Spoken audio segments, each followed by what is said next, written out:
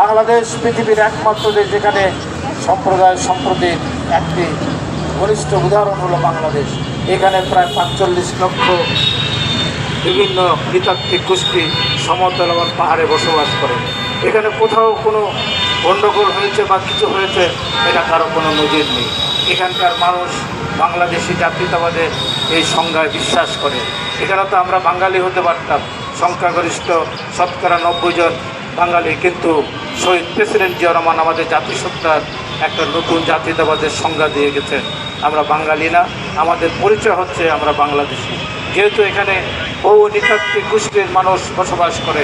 আগে আমি এখানে ছোট্ট একটি কথা বলতে চাই। শেখ মুজিবুর রহমান সাহেব 1973 সালে সংসদে দাঁড়িয়ে বলেছিলেন, সংসদ নেতা উনি বললেন যে এই বাংলাদেশের ভূখণ্ডে যারাই বসবাস করবে তাদেরকে বাঙালি হয়ে থাকতে হবে।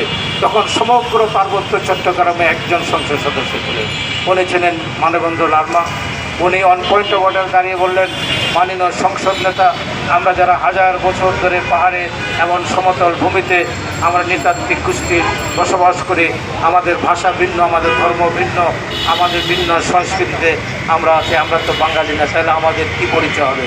উনি ধমক দিয়ে বলেছিলেন, আমি তো বলেছি বাঙালি হয়ে থাকতে হবে। এরপর মানবেন্দ্র লারমার কোনো দিন এই সংসদে আসেননি। উনি গিয়ে সেখানে শান্তি বাহিনী গঠন করেছিলেন, যেটি পরবর্তী পর্যায়ে একটি সশস্ত্র গোষ্ঠীতে রূপান্তরিত হয়েছিল। শহীদ প্রেসিডেন্ট জিয়া রহমান ৭ই নভেম্বরের মহান বিপ্লবের মধ্য দিয়ে বাংলাদেশের রাষ্ট্রীয় ক্ষমতায় এসেছিলেন। উনি মহান স্বাধীনতার ঘোষক ছিলেন এবং মহান মুক্তিযুদ্ধ ছিলেন। উনি তখন বাংলাদেশের এই সংজ্ঞার একটি জাতিসত্তার নতুন সংজ্ঞা নিয়ে আসলেন। উনি বললেন, আমরা ভাষাভিত্তিক কোনো জাতীয়তাবাদ পূর্ণাঙ্গ জাতীয়তাবাদ নয়। কারণ উনি বললেন, পৃথিবীর 40টি দেশের মানুষ আরবিতে কথা বলে, শুধুমাত্র সৌদি আরবকে আরাবিয়ান বলা হয়। পৃথিবীর 50টি দেশের মানুষের মাতৃভাষা ইংরেজি, শুধু ব্রিটিশকে ইংরেজ বলা হয়, কাউকে আর কোনো তার ভাষাভিত্তিক কোনো পরিচয় নেই।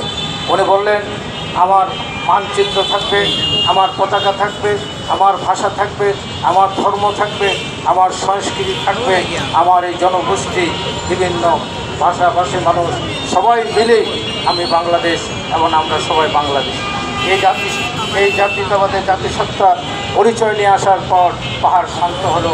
আজকে বাংলাদেশের একটি সুন্দর পাহাড়ের মানুষ আমরা পর্যটন শিল্প গড়ে উঠেছে, আমরা সেখানে যাই। অতএব জাতীয় সংকট যখন সৃষ্টি হয় তার সমাধানের জন্য আর কিন্তু